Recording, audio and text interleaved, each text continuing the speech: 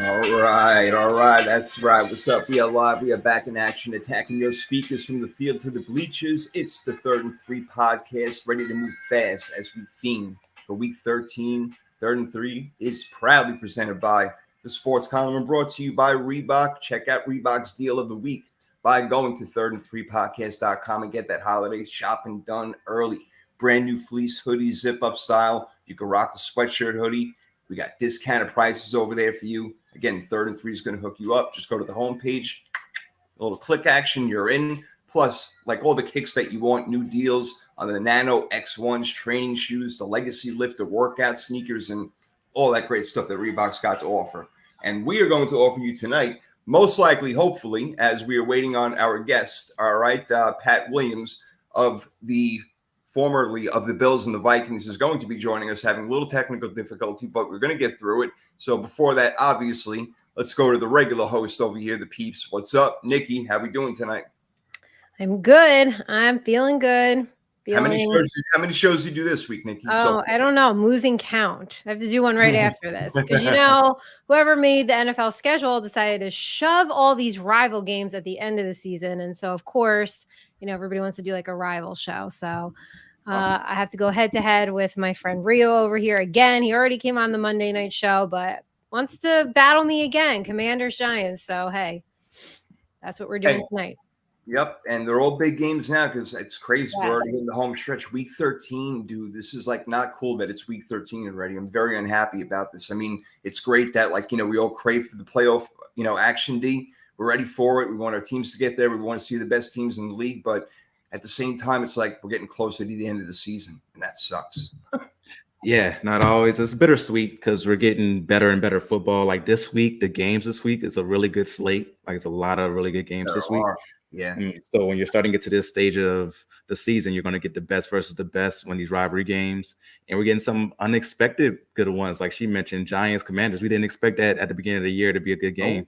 Oh. So that's an unexpected one there. So it's bittersweet, like you said, but I think it's more on the sweet side, especially for someone like me. I could just forget about my team. I don't have to worry about the Saints anymore.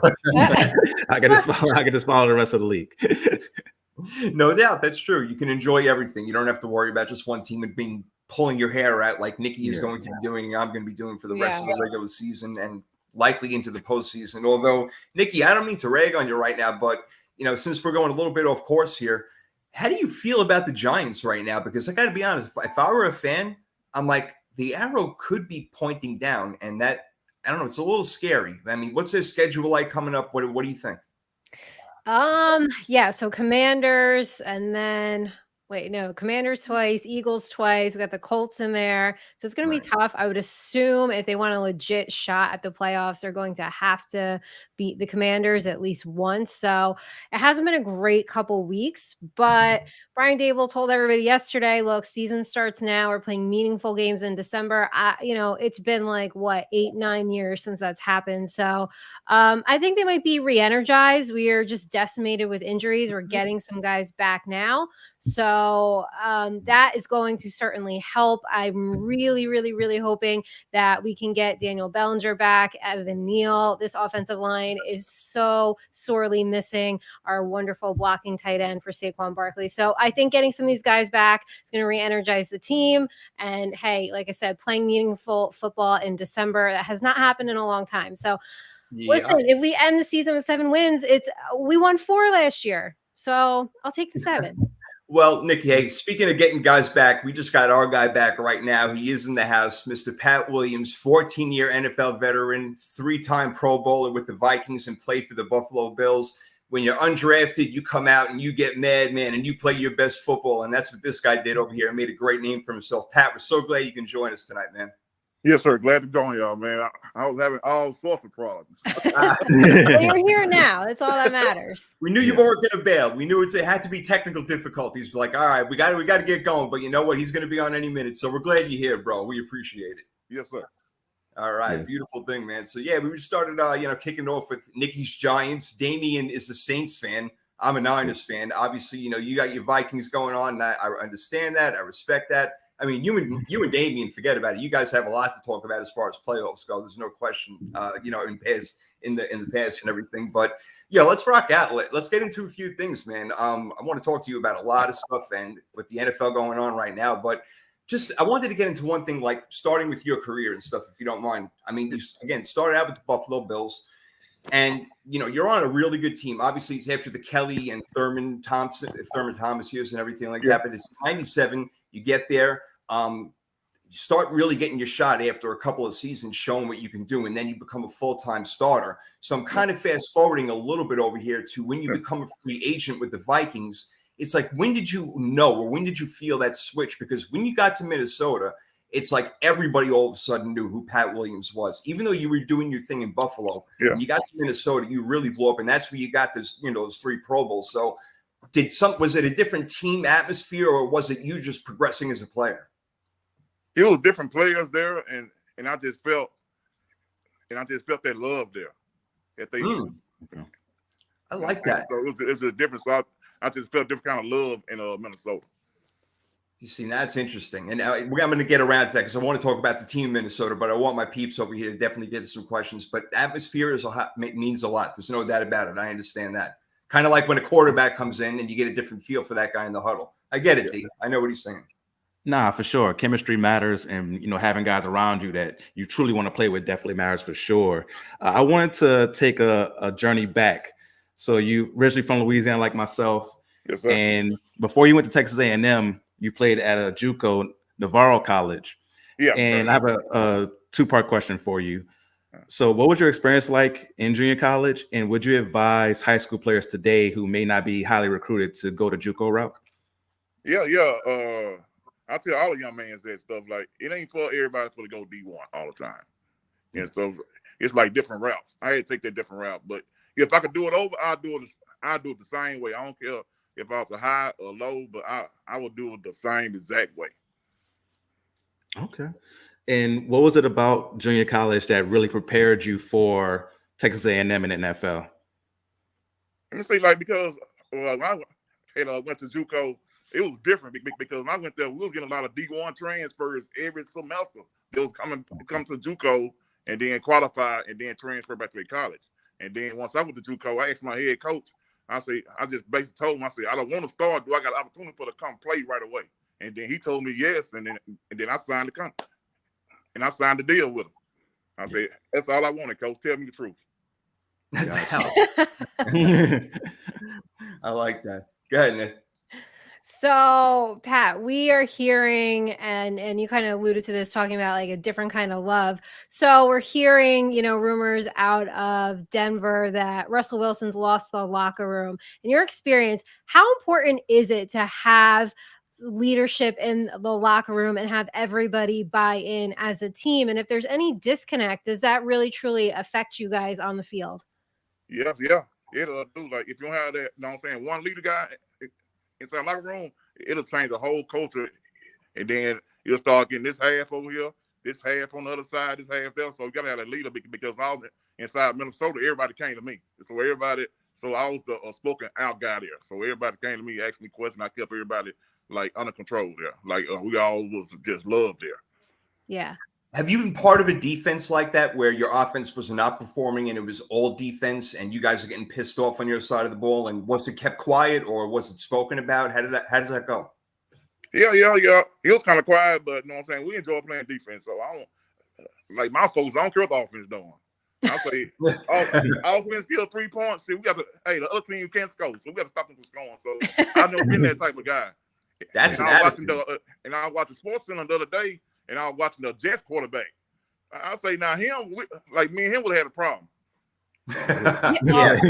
Yeah, where he just said it wasn't his fault, right? Yeah. I was trust. He'd have been cussed out the next day. Trust. Shit, they had to trade me or him. Yeah. What do you think that conversation was like in the locker room? I don't know if he got some mean guys. If some guys said something to him, but if they ain't say nothing to him, them guys crazy. Yeah. I mean, Robert Saleh probably would have lost his job or lost the locker room if he didn't bench Zach Wilson. He had to bench him there. There's no question. Yeah, I had to. No doubt. Okay. For sure. And to get back to your playing career here for a little bit, you played for a lot of years, played in the trenches. Who is the toughest offensive lineman you ever had to go against? Like that. Ooh, it's a lot of. I think it wasn't none too tough for me, but it was some slick ones like Kevin Miles. Like he was real slick. The old school veteran Hall of Famer. So like out of all of them, he was like the toughest one, slick. Like he was just slick because he was a smart guy. Okay. A smart old school veteran. And I played against some Hall of Famers and all that stuff, but I think he was the best one. No doubt. We got a question from Tyler over here. He says, "Who's his favorite D tackle to play next to?" Was it? That was my question. Oh, really? Was that the Williams brothers' time? Was that when Kevin was over there? Was that you two, or was it a different time? It was Kevin, like Kevin Williams, like man, like brothers. And I played with Jerry, but I played with Bruce Smith too now. So yeah, it was fun playing with Bruce Smith and Ted Washington over there inside Buffalo. But at the end of the day, like it was me, Kevin Williams. That's cool. That's cool. I like it. Let me ask you this about roughing the passer, man. I mean, damn. First, two-part question for you in this one. Yeah. One, did you get called a lot for roughing the passer, and was it BS a lot of the times in your mind? And two, when you look at it now, can you even imagine how are you going to tackle the quarterback? Man, it's crazy. I watch the games, man. It got a lot softer because like he's from Louisiana, my buff from Louisiana, and then like we played the Saints, they was killing Brett Favre. We didn't get no flags. Right. Yeah. They was killing. So the game just got a lot softer. Now you just touch the quarterback and they look at the ref, they throw the flag. Yeah. It's terrible. Kind of like if you just even look at the quarterback wrong, you're getting flagged. Yeah. Feels like flag football out there sometimes. I was saying, what up the court and you over there? No, it is crazy. Look, I mean, I'm all about protecting the players and everything, but I mean, there is a limit. And it almost instant replay for that type of thing. I'm almost all for it because we've seen it so many times where a defensive lineman doesn't necessarily fall on him with all his weight, and it's not the intention. I mean, they have to understand those type of things, man, but they don't get it. It's got to be impossible. It is because I think the Kansas City game when I think Jones fell on one of the guys they called like he couldn't stop himself. So that's just right. It's just crazy. Yeah, that's right. Can't pull up fast enough. Yeah, Pat, do you feel like, because I feel like when I'm watching the game, I feel like every time there's a catch or anything happens, I'm like, oh my God, but is there a flag? Like, did they really get the down? Did they really get the touchdown? Is it going to be called back? I just feel like there's a flag on every freaking play. That's me. Yeah. It is. It just, and I get frustrated watching games like sometimes. Yeah. Games exciting, and then they start throwing flags and just slowing it up. Yep. Yeah, no, it's definitely crazy with the amount of flags they have now and how they play. And I guess that's probably tough for college students to transition to the league with the rules they have now. How was it for you back then? You came in undrafted. How was that process of transitioning from Texas A&M to the NFL? Like, what was your biggest obstacle you had to overcome? It was kind of rough because when I first like we went to the league back in the day, it was like 100 and some players in training camps. They now it's about 70 something now. Wow. But back in the day it was like 100 and something. And then my eyes were big because I was like 7th string or something in training camp. I say how I want to do this, but I just got my mind straight. Say, well, I got a family, I got some kids. So many guys is not friends. So I just had that on my mind every day. So I just kept on grinding. We ain't friends. I won't talk to nobody. I was just trying to get it every day. I don't think people understand the hard work that actually goes into it. It's like, oh, they're great athletes. They go out there and they play ball. No. You guys are working hard, not just working out, working hard, going over plays and understanding what the other team's concept is. It's like going to school. Football is its own language. Like I've played football with dudes who are dumb as hell in the classroom, but they are freaking geniuses on the football field. It's amazing to me. Yeah, because every day when I first made Buffalo, I was always asking Bruce Smith. He was getting tired of me. I asked Bruce Smith questions. How you do this? Because watching that guy, it was amazing watching how he made the game look so easy. And then like he's always telling me, just keep on studying, young pup. It's gonna come to you. It's gonna come to you. Just keep on. And I didn't know what he's saying until years later. And then the game got easy to me. I was seeing stuff that, okay, all right, he was talking about this. So the game slowed up to me. And I was seeing stuff before it happened. So I said, okay, that was Bruce Smith was talking like he was talking about every time. No doubt. I remember just, the Williams brothers. I remember that so vividly in my head so long, Pat and Kevin. I just remember you guys being, and, you were on some really good teams, but what was maybe who was the best team you were on? It was that year we went to the NFC Championship and lost and Yeah. still Oh won. man, so I'm sorry that happened, man. Yeah, yeah, right. Step away from this one now. Uh-oh. I told you. Coach Childress. It's all coach's fault. He should kick the field goal. There it goes. Yeah. See? I love it. I love it. Do those losses stay with you? Are there certain losses that just you never get over? They kind of always stay with you. That one right there, because I ain't watched that game yet. Since Wow. we won't watch it. Kevin ain't watching. Like we can't watch their game. That's Wow. amazing. You see that? That is something. I got it like on DVD, but we cannot watch it. Oh, I get mad. I get mad all over again. Do you think you'll ever watch it? I ain't gonna watch it. Nope. Yeah, I mean- I get it. Oh, go ahead, D. I just wanted to ask you if you were excited when Favre got there. Like, how was that? Oh man, having Favre around there, man, it was just fun, man. Favre like a big old kid in the locker room. It seems like right the type. in. He came right in there, blend in. But I've been knowing Favre. I played against him a lot. I had sacked him, so me and Favre, he just came blend right in. Nice. And speaking of that, like, who was your funniest teammate? I think my funny. It was Favre because Favre you slap people on he slapped us on our ass so hard like he catch you off guard. And hit you so hard, man, and that shit be hurt. I like it. Hey, we got another one from the crowd over here. Brian Jones, what's up? Brian's asking, who's the hardest quarterback you ever had to try to sack or couldn't sack? Like the biggest, hardest one was Ben. Like a Big Ben is big. Yeah. Ben big. Yeah. And then I had sacked Ben one time. I said, damn, this guy big. But I got him down though. Yeah, you're a pretty big, strong guy yourself. Yeah. So I know you can get, but I would see guys try to wrap around his legs. Oh yeah, he just looks tough to bring down. He's always like escape artist and just take like 5 guys to slow that down. Yeah, he's big. Man, you played against some of the best quarterbacks, ever. If you think about it, wouldn't you include like Brady and Peyton in there and everything like that? Yeah. I played against Warren Moon, Cunningham, Steve Young, Dan Marino, all the young boys. I played against the best. Now I don't know these guys playing against now, but I played against all Hall of Famers. You did, bro. You ain't kidding, man. You ain't kidding. It was up to Jake over there. You really, that's like the era. But it's a great era right now, you'd have to say. I put Patrick Mahomes at the top. I think all three of us have agreed on that at this point. Yeah. He's the best quarterback out there, right? Yeah, he's the best one. He's something serious. Huh. Hey, when you watch football today, is there any defensive lineman that kind of reminds you of yourself? I like old school guys. I like the Big Jones. I think Jones and Simmons, the D tackle in the Tennessee, Simmons down there. And then I like Jones in Kansas City. Okay. Jeffrey Simmons, he's starting to get more credit now. He wasn't getting noticed as much because he plays in Tennessee, I guess, or something like that. Yeah. But no, you get noticed that. But you get noticed more in places like Minnesota, where again you got noticed like crazy, and they're starting to get noticed now. But what are they 9-2 at this point? Yeah. I got to be honest, Pat, and we've talked about it on the show. I truly don't believe that they are going to be a real true contender, but they keep proving me wrong. The problem is that the 2 losses that they have are pretty bad, and they're against the 2 top NFC teams right now, in the Cowboys and the Eagles. And the Buffalo game really did not, it bounced their way, if you want to say that. So does that worry you going forward? Like, okay, we had a really tough time with these really good teams, but we're winning these close games. But how do you feel about it? I love my Vikings and stuff, but the only thing gonna hurt them when they get in that playoff is their run defense. They run defense ain't good. Yeah. That's right.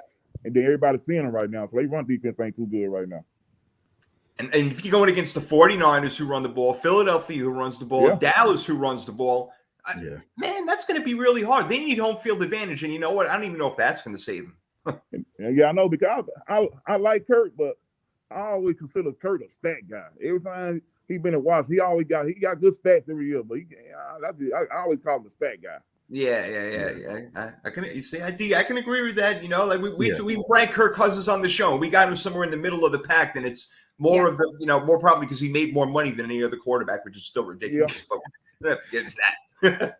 Yeah, no, that's the thing. Like, you have to watch the games. You can't be fooled by just the stats. Like, there's important moments where you need, 3rd and 10, and the quarterback throws it 5 yards instead of going for that first down. Those type of things are the things that you hold against a Kirk Cousins, right? Because you're like, as a defensive player, I'm pretty sure it's frustrating as well. I know you weren't too worried about the offense, but if you had a quarterback who just wasn't getting it done, it got to be kind of deflating. And I can feel that from like the Jets' perspective, or sometimes with the Vikings as well. Yeah, because that Dallas game made me mad. If I could, I was trying to go through that screen and just choke Kirk Cousins.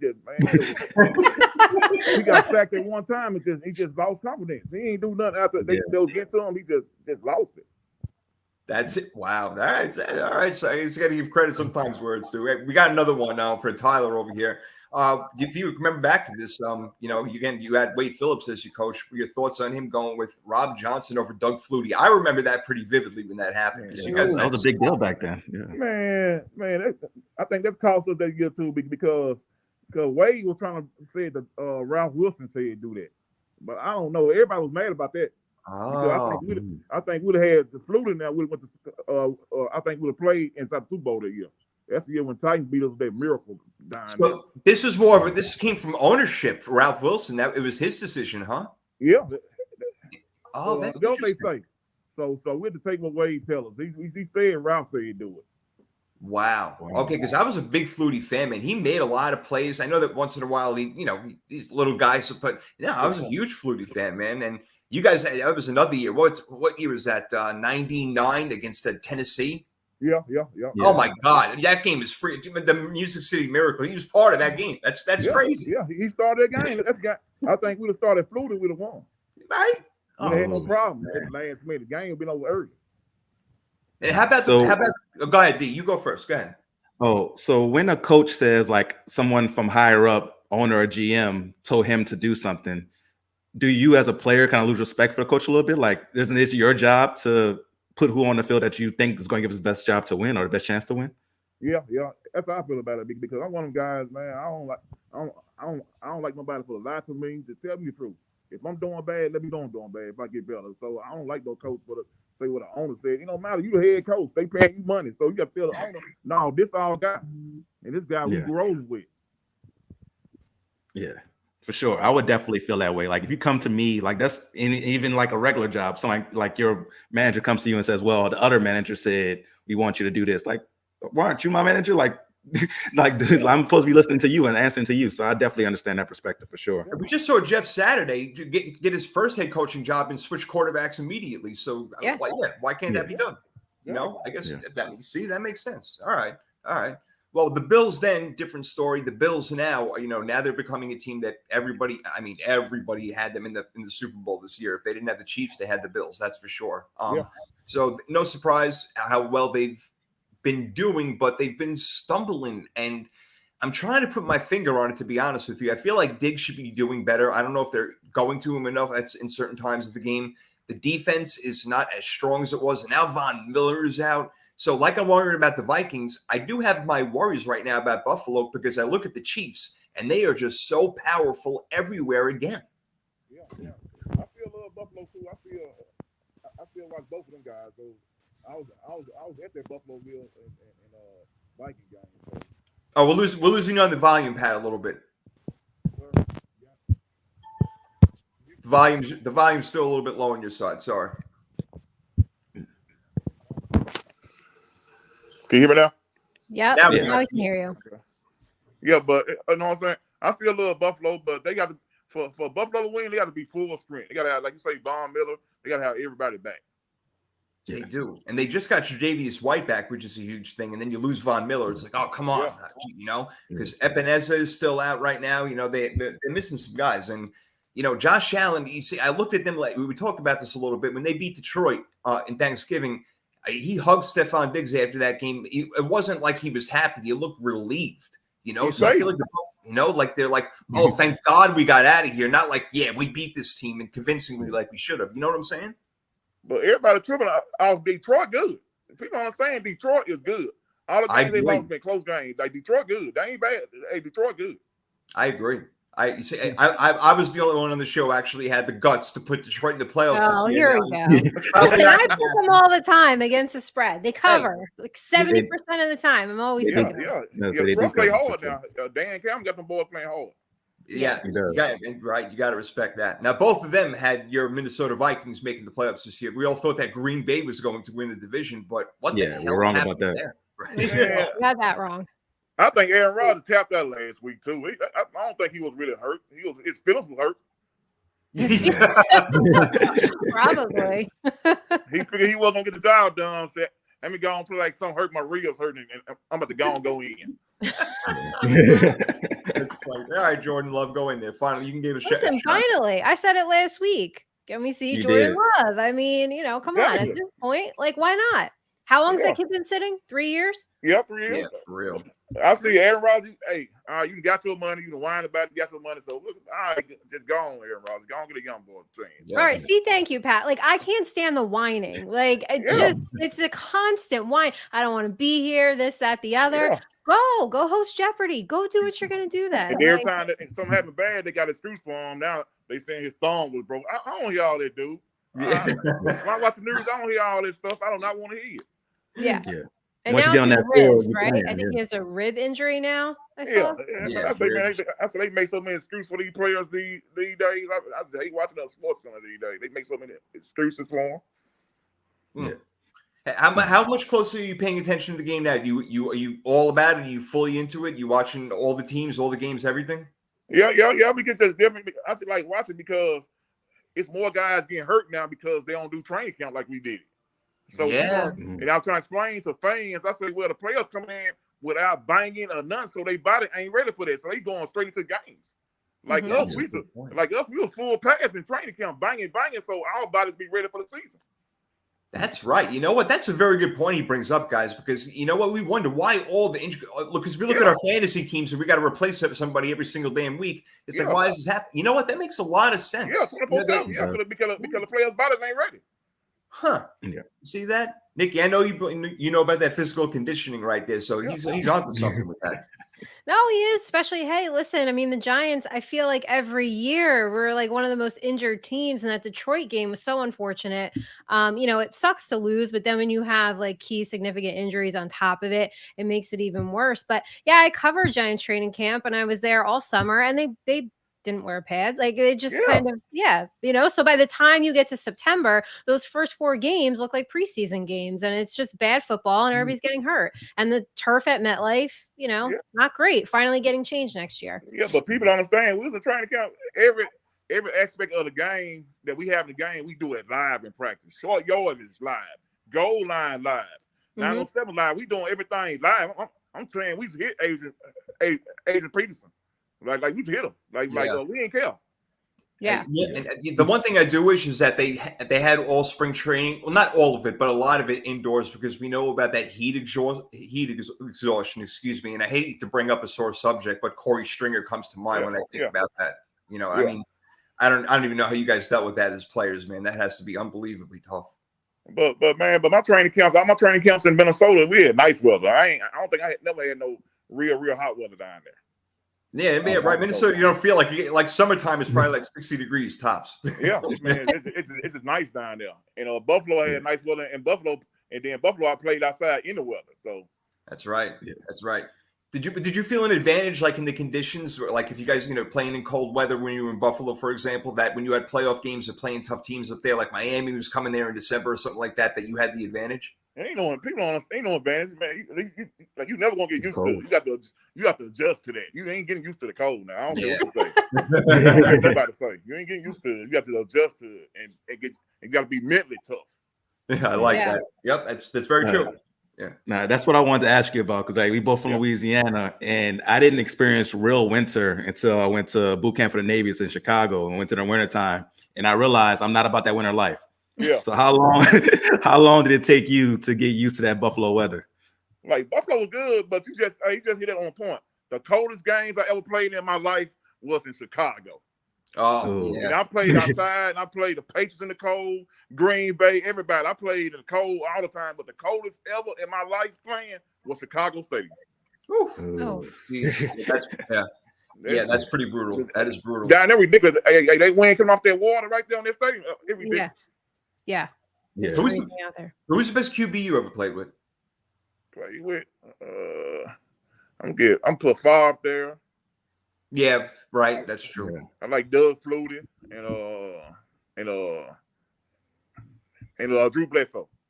And Bledsoe. Were you with Dante at all? Yeah. I played with Dante when he got hurt. Yeah, he got hurt that year. He got hurt. Right. Oh, okay. And were you with Moss for 1 year? I think. Yeah, Moss was there. Then Moss came back and left again. Right. He left again. Right. I know he was having all those weird incidents. He's doing great for himself right now. I love that. I'm proud of him. He's doing a really good job. No doubt. We got to make some game picks. You want to make some game picks with us? Yeah, we're doing game picks. Right. Cool. Let's do it. All right. It is time. And we actually have to give our stats over here of last week. You know, we are very competitive, Pat. Okay. We love each other. We're family, but we are competitive as hell. So we have a team record where we all drafted 10 teams this year in like a snake order. So I took the Bills first, then Damian went, then Nikki went, so on and so forth. Anyway, Nikki's teams, she's winning. You got 63 Nikki wins right now. Right. You're killing us. D, you got 54. I got 51. I'm in last. I'm not happy about that. But I'm in first, tied with the week 11 record. The week 12 records. Me and Damian both got 6. Nikki, you got 3. And you both tied this week. Wait, I got 3 picks right? You got 3 wins. I was going to say, that is the worst I've ever done in 3 years. Oh, my God. No, this week, both of you guys did great. You both went 12-4. So we're back. We're back, baby. We're back. Yeah, really good weeks, 12-4. I only went 10-6, but I triple locked, and you guys only double locked. So I get a little check for that. But no, you both win this week, so I'm out. Okay. And then, Pat, the last thing that we do is, I'm sorry, Nick, what'd you say? No, I just hate ties. I hate ties. I know. Yeah. Well, sometimes ties help. The ties help me in our fantasy football league right now. Thank God. I need that tie. But anyway, so we do this thing, Pat, real quick. It's called Freaky Fantasy Football Draft, where every week we draft a quarterback, receiver, running back, tight end, and defense. Once we draft them, we can't use them again for the rest of the year. Golly. It's a lot. Imagine going through 17 tight ends. Like, what are you kidding me? But we do it. You got some bad defenses y'all drafting. Right. Yeah. I threw that in last year. I was like, let's do defense. They're like, oh, okay. Yeah. Oh man, but it's still fun. So anyway, guys, right now I did win this week. So when we do our draft later, I did win this week. I had 77, Nikki 68, and D. I don't know what happened. 37. Weird week. Tough week. So there we go. There we go with that. But let's do our picks right now. And I love that we are adding in a fourth right now. And we got a Pro Bowl making picks with us. It's going to be great. I can't wait till we get to the first game, which is already one of his former teams, the team that he started out with, the Buffalo Bills, on Thursday night against the Patriots. You got to think Buffalo's going to win this game. Are they healthy enough? Pat, why don't you kick it off? What do you think happens here? I think they're going to win the game. I think it'll be a tight, close game, but they're going to win by 3. All right. So it'll be – all right. Yeah, D, he says a close game. I'm kind of thinking a close game also. What are your thoughts, bro? I'm going to go Buffalo 27-17. I know the Patriots offense looked a little better against the Vikings, but I still don't trust that offense to the fullest. So I'm going to go Buffalo by 10, and I do like Buffalo -4 for the spread as well. Okay. All right. Nikki, I know you're getting all about the spread also. What do you think? Buffalo wins? How much? Yeah, Buffalo wins. I also have it 27-17. Then the Patriots can stop the run, but they're not going to stop Josh Allen. So that's another thing, Pat. You have to know that they either share a mind or they conspire against me because they make they show him the same score now. It's the same score. It happens way too much. You don't understand. They conspire. It's something they talk behind my back. I don't know how they do it, but they have all the same playoff teams. I swear to God. I mean, everything is. You would, if you were on that show that day, you would have flipped out. Never heard anything like it in my life. But I will agree, we'll make it a quadfecta. Usually it's a trifecta, but it's a quadfecta today. I'm going with Buffalo. How dare somebody call me now when I'm doing a show? I'm going with Buffalo also in this game, 26-23. I think that New England will keep it close because Buffalo is just a little unbalanced right now. I like to see him run the ball a little bit more. Yeah. But, all right, let's go to our next game. We got Steelers-Falcons, which isn't really exciting, but for Atlanta, it is. They want to stay in the mix right now. I'll kick it off. I'm liking what I'm seeing out of the Steelers the past couple of weeks, and I think they're starting to become more of a complete football team, and I think that they are better than Atlanta. They're playing in Atlanta. That does give them somewhat of an advantage right there, how loud the fans are going to be. But I think Pittsburgh will be able to run the ball. I like the way that Snell ran the ball, even when Najee Harris came out. They're getting the ball to George Pickens and Dante Johnson. D, I'm going to take the Packers the Pittsburgh Steelers 25-22. Oh, okay. I'm gonna go Atlanta. I don't disagree with anything you said though about Pittsburgh. They've been looking better lately, but it was against the Colts on Monday Night Football, so you kind of take that with a grain of salt. But I'm gonna take Atlanta 17-14 in this one. All right, Nikki, what are you gonna do? I'm gonna take Pittsburgh 25, Atlanta 18. All right, Pat. You can split the difference on this one. You going with Nikki? You going with us? No, I'm going Pittsburgh. I talked to my boy Dunbar, so he said he ready. He D-line coach now. He coached me in Minnesota, so me and Coach Dunbar talk all the time. So I'm taking Pittsburgh 21-14. Very nice. I like that. What's up? We got inside info here. Now I'm nervous about my pick now. We're talking to a Pro Bowler over here, man. Second team All Pro. Let's not mess around. Yeah, I love it. All right, let's go, Nikki. Why don't you kick us off with this one? This exciting game with the Broncos defense. Talk about it again. Going back to that team, no offense for Denver. It's just been ugly. They go play Baltimore, and you know what, Nick? Baltimore has not been playing great football right now. I'm not sure what is up, but they are playing the Broncos. So is it a get right game for the Ravens? Yeah, I think so. I don't have a lot of faith in Denver right now. Usually the Ravens bounce back pretty good after a loss. So I'm going to roll with Baltimore. I'll go 26-13. I'm going to lock it in. And this might be my last Baltimore lock because they screwed me a couple times. But I'm going to try one more time. I just don't know how the Broncos are going to score unless Latavius Murray breaks a couple in. I don't know if he can do that. I'm locking in Baltimore as well. That's 2 locks. By the way, Pat, we make 3 locks each. Feel free to make a lock if you like. What do you think happens in this Baltimore game as they host the Denver Broncos? I'm locking in Baltimore too because I ain't got no confidence in Russell Wilson. It's horrible. I mean, real quick aside, D, before you make your pick, how much blame of this do you put on the coach? If I was going to put a percentage on it, I'll have to go 60% on the coach because some of the things you see, Russell Wilson's playing bad, but some of the stuff you see with like the clock management and them just not knowing what to do and some of the play calling, you got to put that on the coach. And like just not being able to make adjustments, that stuff is on the coach. Yeah. Pat, I think so, right? I mean, everybody's pointing their finger at Russell Wilson, but you have to look at Nathaniel Hackett and the rest of the coaching staff. I agree. Yeah, I agree. He said, "Hey, he had everything right on the book. You got to put the blame on the coach because they don't know how to, game management, clock. They just do stupid stuff." Yeah, it's crazy stuff. All right, well, D, don't forget to make your pick. So we're going to have our first quadruple lock. I'm locking it as well for Baltimore. I'm going 20-10. I just don't trust that Denver offense. And Baltimore has something to prove this week after losing to Jacksonville. Yeah. Yes, they do. And in gutsy fashion, by the way, Doug Peterson going for that. And that play call was interesting, just going with an out to Zay Jones. It looked like there was nobody else. It was just one-on-one, and that was it. But they got it. Anyway, my score is 22-14. Pat, next game we got is going to your division, your old division, man. Packers and Bears. Aaron Rodgers says he's going to go in this game. Justin Fields, we don't know about. Justin Fields has certainly been making a name for himself, looking amazing out there. So the game is in Chicago, where apparently Aaron Rodgers owns. So will he own him this Sunday? Yeah, I think he'll bounce back this week because if Justin Fields ain't playing, I got to get on the road with the Packers. But it's still going to be a tight game down there. It's always hard to play down there in Chicago. So I'm say 14-10. Okay, all right. So low scoring game. Yeah. Okay, Green Bay 14-10. All right, what do you think, Nicky?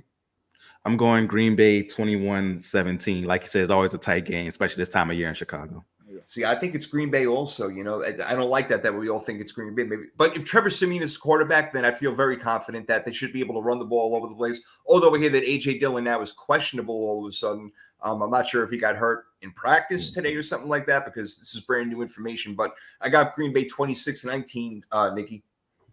Yeah, I have Green Bay too, but now I feel like maybe not. No, is this gonna be like Nathan Peterman and Jordan Love game? Because oh my goodness, Aaron Rodgers said he's gonna play. So all right, well we'll see. I have it 28-26. 28. All right, so some points scored. I like it. Okay, all right. Here's a weird game that could be exciting and fun and great to watch, and that's the Jaguars-Lions. So if you want points, you're probably going to get them in this game, and I'm predicting a lot of them, Pat. I got 30-28. I'm going with Detroit in this one. I like the fact that they've been playing really well for the past 3, 4, 5 weeks, actually, and could have been on a 4-game winning streak. They almost beat Buffalo. I think they will take care of business, although I do like how Jacksonville did play against Baltimore last week. I'll see how they come off it. But you know what, Pat? Give me the lines 30-28. But I think Detroit gonna win because I always love Detroit. I love Detroit Lions all year, so I think they'll win 35-28. All right.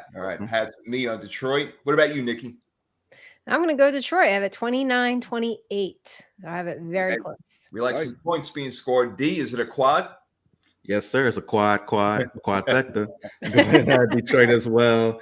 I'm going to go 24-20 Detroit because, like you said, Detroit's been more consistent. Jacksonville had that one good game against Baltimore, but besides that, very inconsistent this year. Yeah, good quarter. I mean, not even like that good of a game. I mean, to be honest, that's true. I thought Baltimore was going to pull away, and then somehow they just let Jacksonville stay around. Again, I mean, I don't want to go off too much of a tangent again, guys, but Baltimore, they did it again. They keep blowing these big leads. Pat, that's another thing. Have you can you even put yourself in a situation that if you can remember where you had the offense blowing leads for you like that?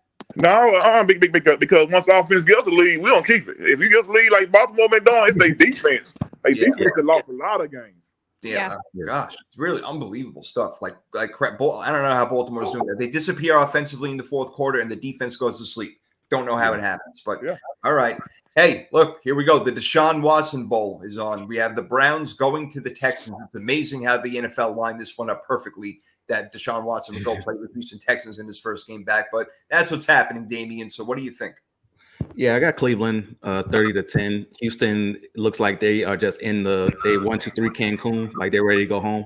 So give me Cleveland 30-10 in this one.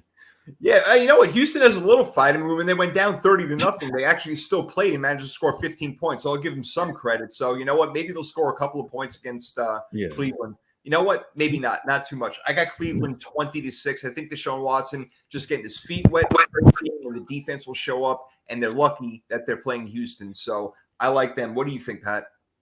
I got Cleveland 28-7 because I think their defense too strong for Houston. Because Houston, like he say, I think Houston ready to go home. Houston, they got a problem, no doubt. Nikki, that's the only team I don't watch. Don't blame me, man. That's it all. Yeah, for sure. I don't blame him at all. If you need a good nap, watch Kyle Allen and the Houston Texans. There you go. Oh man! All right, Nikki, what do you think in this Cleveland? Same. I have it to 20-7. I'll lock in Cleveland. Locking it. All right, so locking Watson in his first game back. I can't wait to see it. I'm very excited just to see how he plays. I know how he's going to be received on the field, but I want to see how he plays and gets through that because honestly, every stadium that he goes to, he's going to get booed the entire game, and that's how it's going to go. Except for Cleveland, of course. And you know what? Maybe in Cleveland as well. That will be interesting when they play a home game. I want to see the Browns fans' reaction. That'll be very interesting. Okay, but that's a whole other thing for another day. Let's go on to the next game, which happens to be the Minnesota Vikings hosting the red-hot New York Jets defense, and all of a sudden offense, they put it on Chicago last week. They got Mike White freaking at quarterback right now. Pretty amazing. Pat, this is your team. This is your game. Break it down. Who's going to win? Why? I don't think we're gonna lose. I think the Vikings gonna dominate that game 28 to it'll be 28-21. I think our offense because it'll be hard for to stop Jefferson. I think Cousin that had that one bad game that we got out the way. So I think for what I'm saying, he on out, we're gonna play great. And our defense gonna step up. Yeah, the thing is that I don't like, Sauce Gardner has been awesome all year, but he plays one side of the field. So, they can keep Jefferson away from him. That'll be a very easy thing to do. Or, you know what? They can man him up as well because Jefferson is one of the best in the league. And Damian, you know that as well as anybody because he's been your offensive player of the year all year long. Yeah, he was somebody who I expected to have a major year coming in. But I don't think he has a major game in this one. I'm going with the upset. I'm going with the New York Jets in this one to beat the Vikings. I believe in the magic of Mike White to come through for the Jets. So I'm going Jets 20-17. I love it. You got more guts than I do, man. I wanted to pick the Jets so bad. I'm like, yes, the defense is going to do this. They're going to do that. But at the end of the day, I feel like Minnesota just has too many weapons, and they will make a play or two here or there that will get it over the hump. I don't see Mike White lighting it up. So I got to agree with Pat on this one. And it's not just because he's on the show. I'm going with Minnesota. And I got the score 18-17, Nikki. So I know how you love those scores. So I have it 24-20 Vikings. But I don't, I would take the Jets in the 3. I think the spread's 3. So I don't hate that. If it was 3.5, I would take it. I'd feel a little more comfortable with Right. 3.5. So if I can find that line, maybe I'd grab Having that. that hook matters. Yeah. That hook is that hook is important right there. You know it. All right, Nikki, this is your game right here. All right, you kick us off. So your Giants are hosting the Commanders, who, again, I remind everybody every week that we're on the show, they keep winning and winning and winning and winning, and now they're 7-5, and they're knocking on the door. Yeah, I know. But I think the Giants are going to come back re-energized. Like I said, Brian Dable said the season starts now. We're playing meaningful games in December. It has not happened in such a long time. And to get some of these guys back healthy is really, really, really going to help. Daniel Jones has only lost one time to the Commanders. So he's 4-1 against them. We tend to do well against them. If they want a legit shot at the playoffs, they're going to have to, win this game, win them or beat them at least once. So yeah. I hate to pick my own team, but I will here. I'm going to go Giants 23, Commanders 17. Well, you've been fair with it all year long, so I give you full credit on that one. You haven't, and so is Damien, as a matter of fact. And you guys know that I am. We're, not biased on the show when it comes to our teams. We take care of business. And gosh, man, just Washington. They keep grinding these games out, Damien, Washington. I feel like they may just grind out another one. I got to pick Washington, and that's a lot because the Giants, their offensive line is so banged up. Like Nikki said, their whole team is so hurt right now. I got to take Washington in this one, 24-17, Damien. Yeah, no, I like that pick. I'm going Washington as well. Their defensive line, and Pat is here, so he could tell me he's been watching them. Their defensive line's been really, really playing well, and I think that's going to be the difference in this game. So I'm going Washington 17-14. Yes.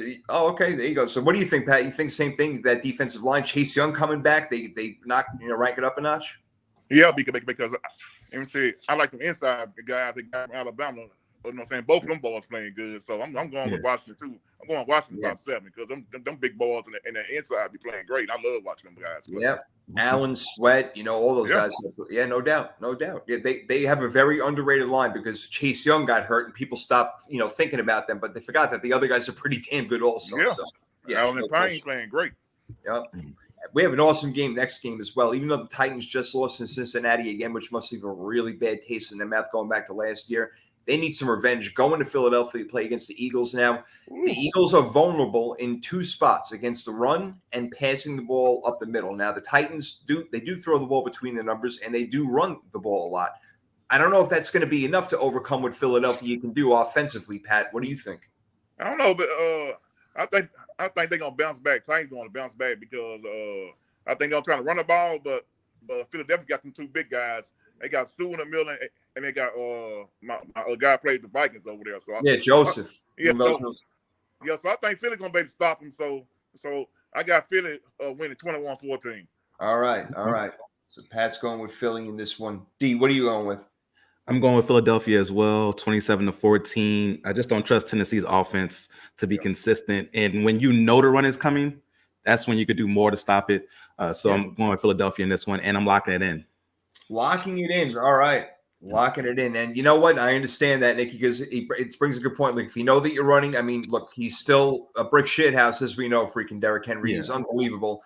But you can lock up Darius Slay and you can lock up James Bradbury on the 2 corners. So, you know what? That gives you a big distinct advantage over there, Nick, right? Well, I don't know about you guys, but I'm going to go Tennessee on this one. They have had the best run defense since week 2, and the Eagles – not so great. So I think Derrick Henry's in for a big game. I'm going to go with this upset. Tennessee 23, Philly 20. Please, please, please let that happen. And more guts than I do because I wanted to pick Tennessee in this game also. But when I don't usually pick upsets, but I'm just feeling it this week. So I think we got to remember that Jalen Hurts can really throw the ball well too, and AJ Brown is there, and Devontae Smith is there, and I know all that. You're missing Dallas Goedert, but no, I wouldn't be shocked if Tennessee won. Like I just said, I agree. Their run defense is great, their run offense is great, and Philly is vulnerable against the run. So if your pick could come through and you'd be the only one to pick it, and that might give you the win this week. That might actually do it right there for you. So we'll see. Either a gutsy call or a putsy call, right? like these coaches when they make a call. If it works, you're a genius. If it's not, you're stupid. That's right. For sure. Let it be known. All right, moving on to our next one. NFC West matchup. Seahawks versus the Rams. The game's in LA. Aaron Donald may not even play in this game. We already know Stafford is out. To me, Seattle's got to bounce back and win this one. We know they can score. It's can they stop offenses? And this would be an offensive stop. I'm going to lock in Seattle on the road against the Rams, Damian. It's 24-17. Yeah, I definitely understand why you're doing that. The Rams have been absolutely horrible this year, and I see no upside in them getting better. So Seattle needs this win too. Like they need to get this victory with the way San Francisco's playing. So I'm gonna go Seattle 24-13. All right. Yep, that makes a lot of logical sense right there, Pat. Seattle needs this game if they want to stay in the race right now. Yeah, I think Seattle gonna win like 2010 because I think the Rams playing like Houston, so I think the Rams ready to go home too. So I don't like yeah. I think they're ready to go home too. I mean, their Super Bowl hangover lasted a very long time.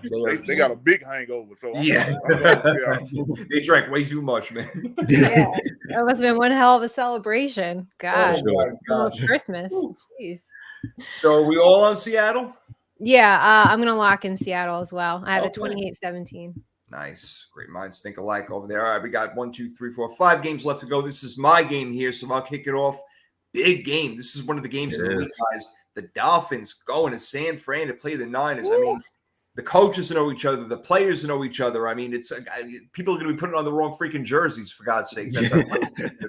I can't wait to see it, man. It's going to be really a battle of strength on strength when you talk about Miami's offense against the 49ers defense, and then can the Niners get enough done against Bradley Chubb and the boys? And the way the Dolphins have been playing on defense lately, I think the 49ers can. So if Debo is healthy and ready to go and Ayuk is there, obviously Kittle, we got the passing game down. If Jimmy is accurate today or, on Sunday, Christian McCaffrey, beautiful thing. One of the best guys. You know what? Give me the 49ers. I think they're going to win this game. It's going to be close, 26-23, Pat. Do you have faith in my Niners to beat the Miami Dolphins? Yeah. I'm going to go 21-20. I think San Francisco going to win by a missed field goal.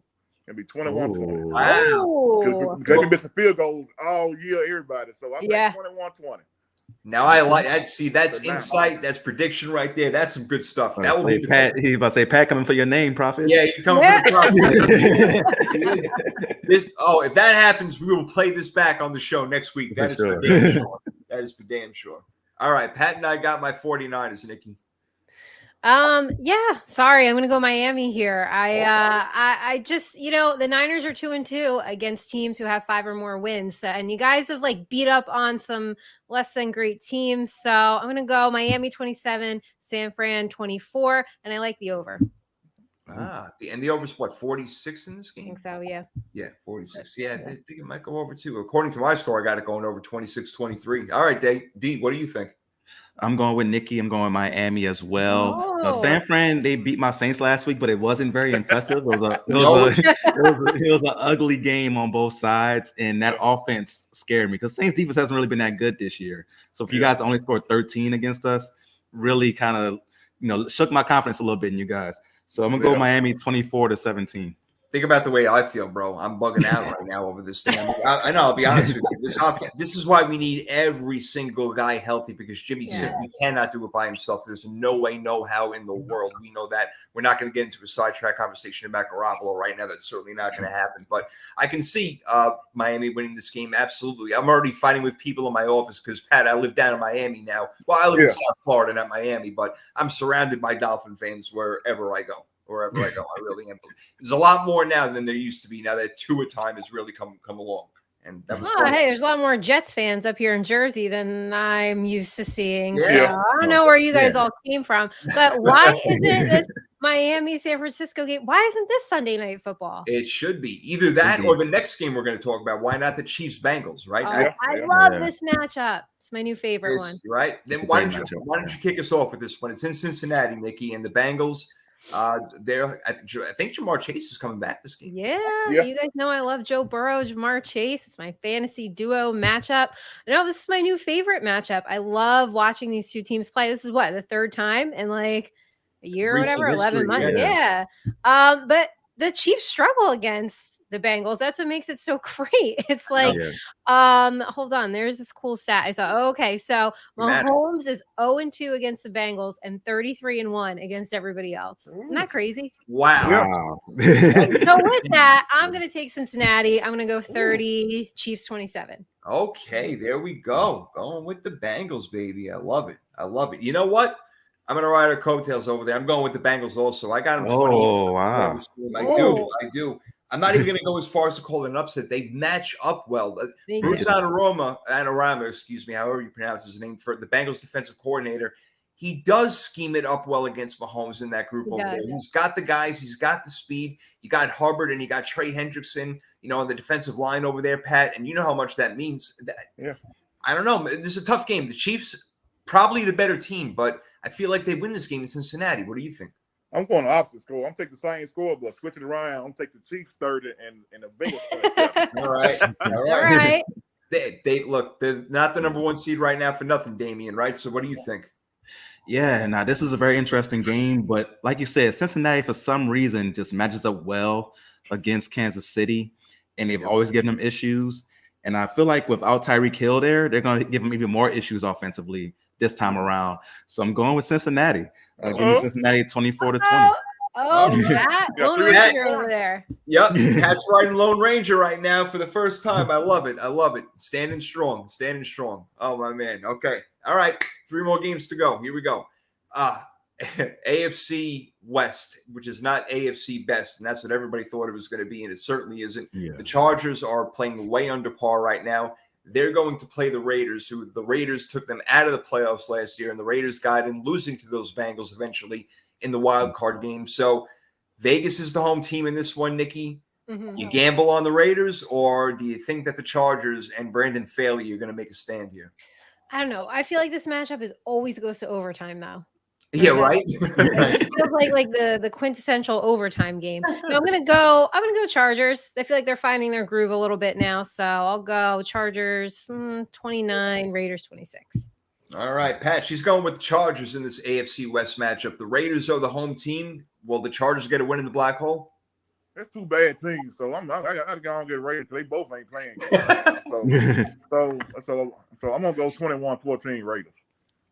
Right. Okay. All right. Going Vegas. You know what? I'm going Vegas also, man. I just for no reason apparently. Yeah, you guys know I know the Raiders are totally fugazi, but Brandon Staley drives me absolutely insane, and I think he's going to make dumb decisions. And I know that Josh Jacobs will have a huge game, and I think that he will be the difference because the Chargers cannot stop the run. So I'll take Vegas 31-28. D. Oh, you're definitely right about Josh Jacobs. I expect him to have a huge game in this one. But I think the Chargers can overcome it because it's not like the Raiders could play defense. So I'm going with the Chargers 30-24.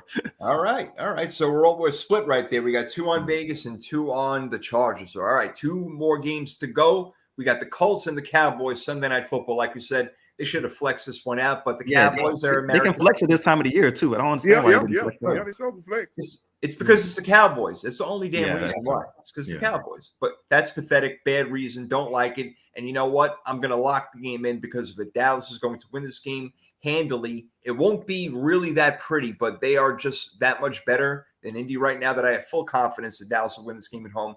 23-14. Pat, what do you got? Yeah, I got Dallas winning too. I think Dallas playing at home. They playing that night game, so I got Dallas 28-14.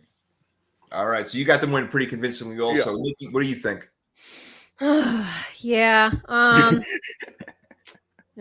Dallas. I don't know what the score is going to be. Dallas. About them. We just saw them on Thanksgiving. I want to see them again. Yeah. All right. Well, there you go. D, you close it out.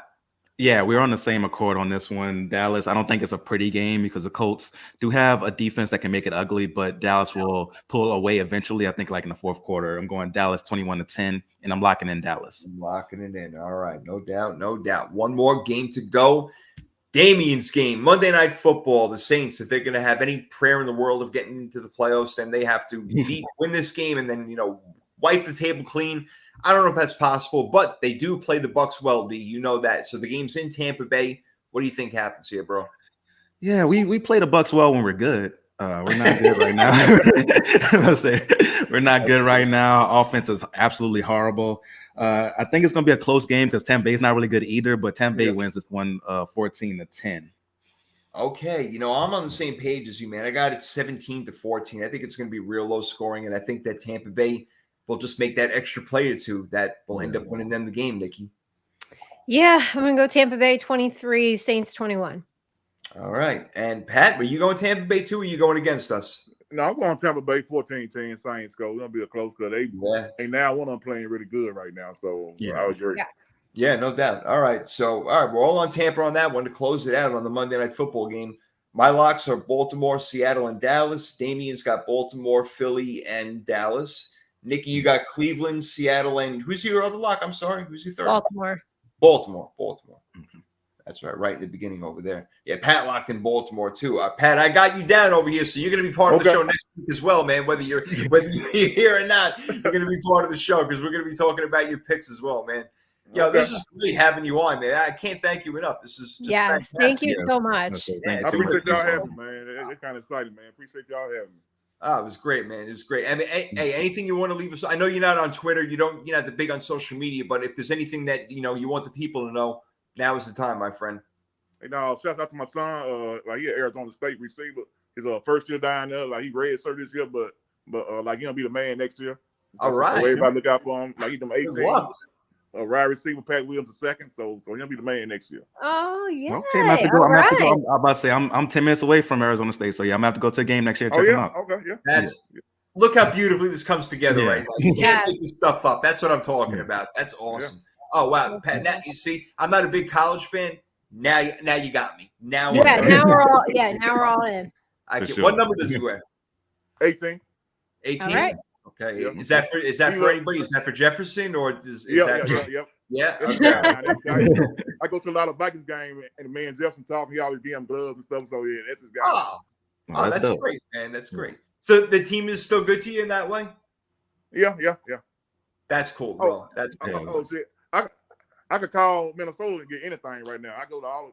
I could go to games because me and my son going to the Giants game on December 24th. That's his Christmas present. Okay. So we gonna go to the game. So we going to the game. Right. Yeah, so we're gonna spend our Christmas down there in Minnesota. Yeah, we're gonna spend our Christmas there. That's beautiful, man. No, I love hearing teams take care of the guys that help them get to a certain spot and definitely play for a long time for them. I love hearing that. Yes. Yeah, you put in hard work over there for what 6 years you were in Minnesota, right? Yeah. But I call Buffalo guys and get it down there too, man. All the guys, like it's all about how you treat them, man. Like I treat everybody good, so all of them and they so the same respect back to me. So my trainers, my equipment guys, everybody, I take care of all my guys. See, that's cool. Basic lesson, right? Treat other people the way you would like to be treated. I'll take care of all my guys. It's amazing what happens if you do that, right? What a world! What a world! What a concept! Well, Pat, you must have been an amazing teammate. Pat. Yeah, you must have been a great teammate in the locker room. You were a great teammate to us today, man. A million thanks, bro. Can't thank you enough. And hey, hopefully we can do this again sometime soon. Yes, sir. Anytime, man. Anytime. All right. Thanks, Pat. Thank you. All right, y'all. Thank y'all. Bye. All right. Former Pro Bowler of the Minnesota Vikings and again played for the Buffalo Bills. Absolutely great to have him on. I'm glad that we got through the technical issues, guys, and we were able to have him on. So that was fantastic. He was a great guest. He was. No, that was awesome. That was so cool. And he hung in for the picks too, which is awesome. And he gave some insight. Yeah. I don't know. Maybe it has to be Pat Profit. We'll see. I know. I got the man looks good for. I don't know. I'm not going to give his age yet, but he finished in 2010. Man looks good. Yeah, he can go in and give you 5 snaps. That's what I'm saying. He still play football. This time, all right. Well, maybe Brian Dable and Joe Shea need to we need a few people. Must they come in third down specialist? He's probably still got that. Why not? He's down for Christmas, so hey, Oh man, well that was really great stuff. I'm so glad that he got on. I was definitely nervous that he wasn't going to get on because of the technical issue, but we got through it, and so glad it happened. And we still have some more show for you guys. We got to do our best bets, and we got to do our freaky fantasy football draft. So let's do it. D, what are some of your best bets you think this week? So for me, I like Buffalo -4. I know you guys have it closer than that, so it probably won't be one that we pick. But I do like Tampa Bay New Orleans under 40.5. I think it's going to be a low-scoring game, so I like that one. Detroit, Jacksonville. Jacksonville's favored in that game. I don't know why, but why is that? I'm with you. I like Detroit 1.5. I agree with you already. And honestly, just take them straight up on the money line. It's plus 100 on the money line. I like Detroit straight up. But why are they home dogs? Why? I don't know. Is it Jacksonville just beat Baltimore? So and it's more fresh in their minds. We just saw Jacksonville. Detroit was on Okay. Thanksgiving. Maybe that's okay. it. But yeah, I that screamed out at me. I was like, I thought I read it wrong when I saw it. I was like, what? Yeah, me too. Yeah. That's what I'm saying. Like Detroit at home, like they won 3 of their last 4, and they almost beat Buffalo. Okay, okay. What else? And, last one I like a lot is the under. I always Denver under every week. Denver, Denver, Baltimore, 38.5. Give me the under. Yeah, I like that. All right, so you guys both like that. I don't think I looked too much at the over-unders this week for some stupid reason. How much was it? 38.5? Yeah. All right, yeah, I kind of like that right there. That sounds pretty good. Nikki, what do you? Oh, you know what? Let's tell the people. And the only reason we lost our parlay last week is because the Jets decided to score freaking 31 points. That made no sense whatsoever. We had the under in that game that was 38.5. So we missed it by a couple of points. Otherwise, we would have parlayed you guys again. So we're sorry that Mike White decided to like all of a sudden. If Zach Wilson would have took accountability the week before, we would have got the under. You're right. Put him on here. It wasn't my fault. That is funny. Yeah, we should have him on the show for the Wednesday therapy. You ain't kidding. All right, so no, you guys I like Detroit. I like the Detroit. I like the under in Baltimore and Denver. I like the under in Giants, Washington. I think it's 40. Feels like a field goal game to me. So I like the under there. I would take the Jets and the 3. And let me see. I'll go under Saints Tampa Bay. Okay. So do you like the under in Saints Tampa Bay as well, Jason? Mm-hmm. Oh. It was how many points again? 40.5. Yeah, I mean, I got the score 17-14, so why not? And I do like Detroit. I think we agree on those two for sure. So the under and Tampa Bay, New Orleans, and Detroit. I like them straight up on the money line.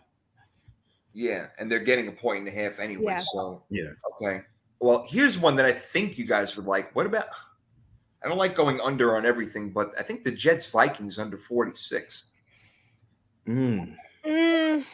Yeah, that one's a little scary. Just because, just in case, like Justin Jefferson goes crazy, right?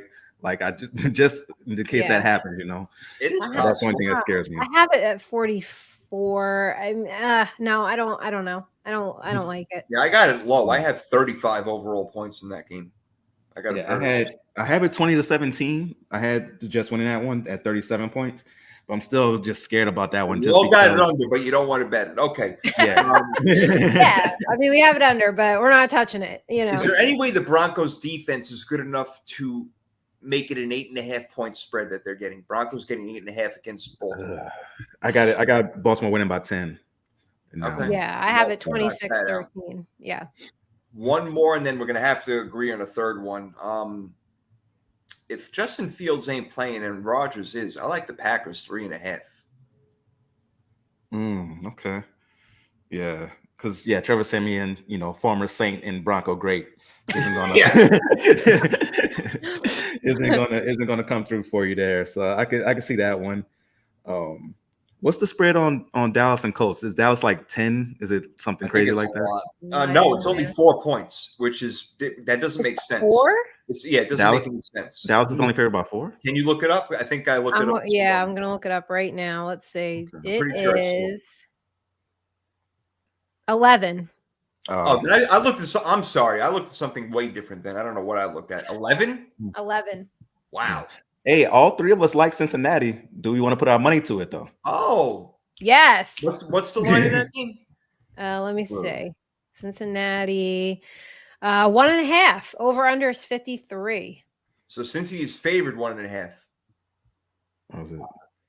Interesting. Let me check. I'm surprised. Yeah. I still like it. I think I got him winning by 4. Yeah, I got him winning by 4 as well. So we want to take the upset and put our money where our mouth is on this one for the parlay. I think we should. Okay. Hey, we picked it. We might as well go for it then. All right. So for the 3, we want to go Cincinnati, Detroit, and then the under for the Saints and Bucks game. Yep.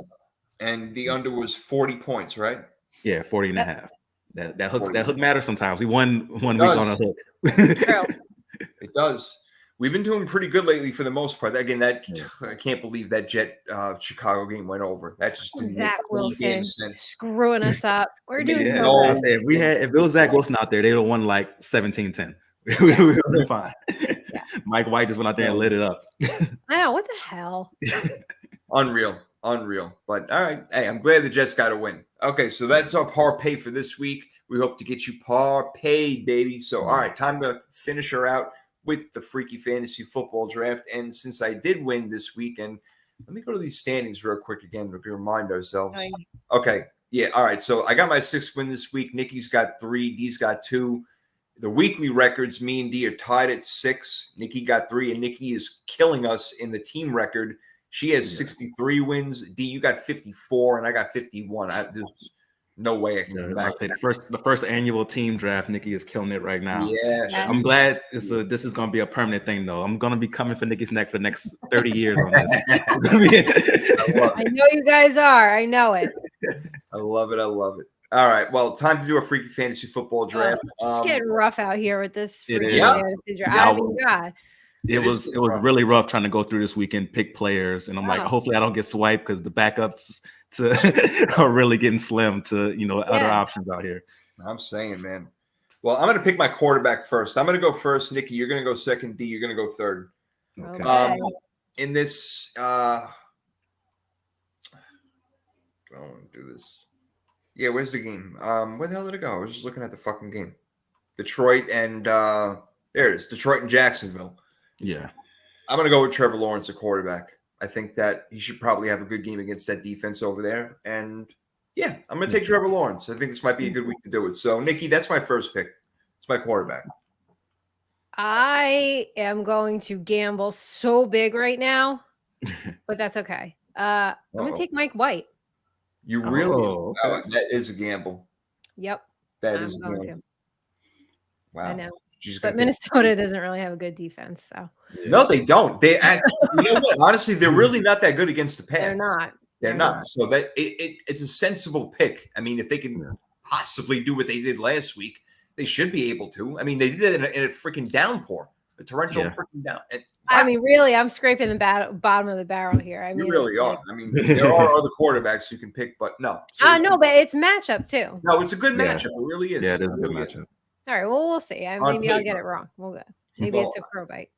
We'll see. Maybe it's right. Anyway, D, you get 2 picks now.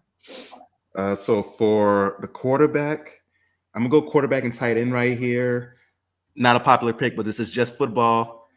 Give me Deshaun Watson and David Njoku for a tight end. So all right, I had him last week, so know what he can do. That one-handed catch he had to. Oh, that was sick. 4th down, game on the line. That's the thing that's with these catches now. Yeah, there's like the best ones we've seen so far have been 4th down with the game on the line, and these guys are making these one-handed catches. Crazy. It's amazing, just amazing. These athletes, man, something else. Yeah. I gotta tell you. All right, Nikki, it's your turn. You have your quarterback, wide receiver, running back, tight end, defense. Let's see. Let me get a gander here. Oh, I don't know. Let me see. You know what? Give me Keenan Allen. Yeah. Okay. Oh, forgot he was healthy now. That's a good pick. He is healthy. You can always use him at some point. All right, I get 2 picks. Let me go with. I'll take Jamal Williams. Oh, great pick. I picked him early this year. Good pick. Thank you, sir. I appreciate that. When you say that, it means a lot. It really does. All right. I'm also going to go with Deshaun Watson in town. Maybe Amari Cooper has a big day. Oh, okay. No, I thought that, but it's like I just don't. You don't know yet. Well, you don't have to worry about it because it's the first game. I was thinking about that too, but I was like, it's against Houston. If I'm going to take him, might as well take him now. Yeah. And I think that Cooper would be on the receiving end of a lot of these. So I'll take a chance. I'll go with Cooper. Why not? I'll take a chance. So Nikki, you got you're up. So you got Mike White and and Keenan Allen. Yeah. Okay. All right. Let's just go with Rashad White too. Let's just Why not? Let's just keep it going. Why not? I like it. I think it's a good pick. The Saints defense is not the same right now. So I get it. All right. So D, now you got 2 picks. You got your quarterback and your tight end. and it's just football, we know we agree. I am going with Brian Robinson for my running back. Great story. Great to see him playing well and on the field. Yeah, he made a nice speech in the locker room last week too. He had a really good speech where he was saying how grateful he was and where everything was a few months ago, whatever. And yeah, his teammates were all about it. So pretty cool moment. And I'm going with the running back against the Giants. Last week I picked the wrong one. I should have went with Zeke, and I went with Tony Pollard. And Zeke had the big day. So hopefully Brian Robinson, I picked the right one this time. But with my luck, it's going to be Gibson that goes. Yeah, right. Probably. And for my wide receiver, I'm going to go DK Metcalf. Okay. Yeah, they were connecting pretty nice. Geno to Metcalf, Geno to Lockett last week. It was looking pretty good. So I can see that happening. All right, Nikki, you got Mike White, Keenan Allen, and Rashad White at running back, who seems to be the lead guy now in Tampa. Mm-hmm. Tight end. Oh my God, it's so rough here at tight end. I can't. I guess give me Gerald Everett. I don't think I've taken him yet. Okay. Gerald Everett. Chargers, Raiders. Yeah, I can see that. That makes sense. Okay, now I got to clean mine up with tight end. And a defense, my tight end this week will be I'll go Fryermuth this week. Fryermuth. I was gonna say you have to say it with the accent. That's the rule. You have to, because he definitely sounds like some of us. They came from a rich family that has like right. Caviar, Patrick. Yes, they probably live in a house like your background there, or that. Yeah, exactly. Yeah, I sold this to the Fryermuths. I love it. D, I'm actually going to take your defense because I think it's going to be a low-scoring game. You never know. Brady could mess up around. I know they're going to sack him. That I can tell you right now. So yeah, they'll get there for sure. There. Yeah, so that's not a bad pick against Tampa Bay. We always tend to get at least an interception, play well. We did play pretty well against 49ers. Our offense just absolutely stunk, but our defense was okay. Yeah, I know. Honestly, you guys should have won that game too. You were within the 10-yard line twice, and one time, stop on down. I'm still seeing that Kamara play in my dreams. Oh my God! I leapt up out of my chair. I couldn't believe it. I was so happy when that happened. Hufanga. I remember kind of busting on Hufanga, the 49ers safety at the beginning of the year. I'm like, who is this guy? Who is he? He's like one of the top 3 safeties in the freaking league. Yeah, he's a freaking human missile. That's what he is. Oh my God. He's great. All right. Anyway, Nikki, you got to close it out with a defense. Give me the Bucks defense. All right. I was thinking of going that way too. I'm like, Bucks? Did I swipe you? You did swipe me. I definitely was going to take him against the Saints for sure. I'm like, Andy Dalton for 3 interceptions. Swiped you. Kamara's going to fumble right before he gets to the end zone. Yeah, again. Definitely swipe me. But my second pick, I'm going against the Giants this week. I'm taking the Commanders defense. Oh. Okay. That's interesting. I see how it is. Offensive line against the Giants. Offensive line right now, that's a solid pick. It makes a lot of sense. Shut up over there. I'm sorry. It's so funny. We haven't seen her stressed out in this type of way, where it's playoff stuff is on the line. Right. Yeah. And it really matters. This is fun. I'm the guy who just gets to relax. My team is technically still in it, but I stopped caring about 3 weeks ago about the Saints. Yeah. I get to just relax and watch you guys squirm in your seats. This is fun. Well, let's before we get off here, we know that the Eagles are going to be in and Dallas is going to be in, right? We know that. Yeah. I'm pretty sure we know the 49ers are going to be in. They're going to win their division. Yeah. Then Minnesota wins theirs, so that's 4, for sure, right? Yeah. Then it gets tricky because you need a winner from the South. So I still think it's going to be Tampa Bay. I think Tampa Bay's going to pull it. It's Tampa. That's 5. Now you got 2 spots left, right, Nikki? Mm-hmm. The Giants are there right now, and Washington's there right now. This game is so important this week. Yeah. It really is. They said that if the playoffs ended today, just for the NFC East, so Philly's the 1, Dallas is the 5, Giants are the 6, Commanders are 7. Okay, there you go. And the 49ers would be what, 3? Or you just the NFC East. Okay. Yeah. Right. The 49ers would be 3 because they'd be behind Minnesota. Correct. And then the South winner, Tampa Bay, I guess they would be 4. But who can come? Is there a team like So Seattle is right Seattle? there. Okay, Seattle, because they're 6-5. No, I believe. Yeah, 6-5 now. yeah, Yeah. 6-5, right? Yeah, 6-5. Yeah. So Seattle's there.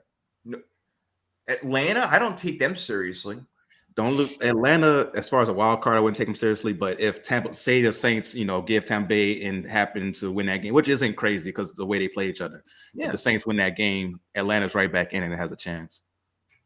Yeah, but I think only a division winner is coming out of there. I don't think a wild card is coming out. No, not a wild card. No, just so say there's no good. wild card out of the the NFC South. Are we saying the only outside team is Seattle? Is that it? Yeah, Or pretty much. Detroit Yeah. Detroit mathematically can actually get in. Yeah. Well, them and Green Bay both still have a chance if they go on runs. Still have a chance. So it's definitely up in the air when it comes to those teams as well. If like say Detroit wins the next 2 games and it's like, oh, okay, we're starting to see something. We can put them in the conversation for real as far as that. Nikki, do you think that, I'm sorry, do you go ahead and finish? But for right now, I'll be most worried about the NFC East teams and Seattle. Those 4 teams battling for those last 3 wildcard spots. You see, yeah, that's what I wanted to ask Nikki. Like, how comfortable do you feel right now that the Giants need to really go, 3 and... They got to win 3 more. They got to win 3. And they got what? How many left? It's 5 games left? 2 against Washington, 2 against Philly. What else we got in there? Colts and Vikings, I think. Yeah. Right. Okay, so that's 5. That's 5 games that are very, very losable. There, it's scary. I know. Yeah, they gotta win. 7-3, right? 7-4. 7-4. I'm so okay. So yeah, they gotta go. Yeah, it's not easy. Not used to this. I'm not used to meaningful December games here. I don't know what to do with myself. It's been a while. Seattle could be sneaky and come in there, or maybe even the Lions got. Okay, this should be interesting. All right, or maybe even the Saints. Yeah, we have some crazy outside shot, but I'm definitely not holding my breath on us at all. Yeah. But, like Pittsburgh last year, right? They needed some crazy shit to happen. It was like the tie had to happen, something else, this, that. I mean, they got in. Really never know. They got in and just wasted a playoff spot. That's what Pittsburgh did last year. That's really what happened. Because they just got shellacked in the first round. What a it was a waste of time for sure. But you talk about the Giants. San Francisco's not solidified yet because Seattle's right behind them. So this game is Miami. Yeah, you really think Seattle's a shot at that division? You think they're good? I mean, because they're playing the Rams this week. I think we all agree they're going to beat the Rams. So with you guys playing the Dolphins, that's a tough game. You guys could definitely pull it out, especially if that run game gets going. You guys could pull it out, but we all can see Miami winning that game as well. So then that's when it really gets really tight if Seattle wins and San Francisco loses this week. And see Miami winning, and the 49ers are like a game and a half because they had beaten Seattle already. So they play again in a couple of weeks, I think, or whatever it is. Yeah. So we'll see what happens. Yeah, 7-4, 6-5, and that's really it. I mean, the Lions are 4-7, and we're talking about them as I think Washington and the Giants. Washington and Giants, they both got 7 wins. They both should make the playoffs, but we'll see. Anyway, this was great. I would love to see all 3 wildcard teams be NFC East teams. That would be crazy. Me too. I think that'd be great. Nobody would have thought that at the beginning of the year. I thought I did have Washington actually go. I know you guys don't remember, but we can play the tape back. I had Washington going 10-7, but I didn't have them making the playoffs. But I thought they were going to be a 10-win team. So I do remember you saying that. Yeah. So that's a great call right there. That's one you'll be able to brag about at the end of the year for sure. There you go. I need some of that because I'm going to be eating a lot of crow at the end of the year for sure. I'm sure we all are. Well, it's getting late. It's getting to be that hour. Yes, I have to hop on another show. I know. You got to go. You got to go, Nikki. So give you a quick shot. Tell everybody what show you're going to be on so they can go watch you right now. Yeah, like literally directly, like right now after I hop off of here, I'm going to go on Rio Robinson's show. I guess like he just couldn't get enough on Monday. So he wants to battle it out again. Commanders, Giants. Here we go. Real quick, my rundown. Monday night rush hour. We moved it to 7:00. It's like this show, 6 or 7 o'clock. It is for the fans. The StreamYard link is tweeted out and it's on Instagram. So anybody can just pop in if they want to. Tuesday's New York Giants Rush. Wednesday, I am here, of course. Sunday is Channel Side Bets. But tomorrow I am on a another podcast. And I forget the name, but I will tweet it out. You just not mentioned it. Just I had it, and then I was like, okay. I forgot. Oh, she's on too many Hold shows. on, man. let That's me so let me find it because that is like So, but for the Beautiful. Cool Rush show, you said on Instagram, is it on your Instagram or you guys have a separate Cool Rush Instagram? Yeah, no. It's on. I tweet the link on mine too, so you can just click on it, and then you can just go right into StreamYard. Oh, so tomorrow is Martin Luther King's Pound show. So that's what I would be doing tomorrow. All right. That's interesting. What is his name? Martin Luther King, or is it? We'll find out. But it's another Commanders Giants show. So. Oh, okay. Right. Nikki, give Yeah. yourself a break once in a while. It's okay. It's okay. Yeah, I've been there where I've done too many shows and definitely just my brain just shut down. So yeah, you definitely got to make sure you take that time for sure. Yeah, Listen, I don't think I'm doing. Don't take it personal if Nikki or Dee says no. They just have a lot of stuff. Don't take it personal. Just a lot of things that are going on. Not personal. Right? Dee, you got a lot of stuff going on. Tell them. Yes. So, of course, My Baby is the Real Deal with Damian Adams, dropping each and every week. We did an episode on Monday night where we talk about everything like NFL, NBA. You know, NBA is now getting kind of deep into the season. So we did our top 5 MVPs on that episode. We did our 3/4-ish review of the NFL season. Even talked about the Jerry Jones stuff with his picture emerging from 1957. And we dive into that and everything else. So good episode. You guys should go check that out. GSMC Boxing Podcast. That one dropped this morning. So for my fight fans out there, go check that one out. I have my theory on how to fix the business of the UFC and boxing and how they're both kind of on the extreme side of things and how we can be in the middle and fix combat sports. So go hear my theory on that. Of course, 3rd and 3 podcast every Wednesday night. Check us out.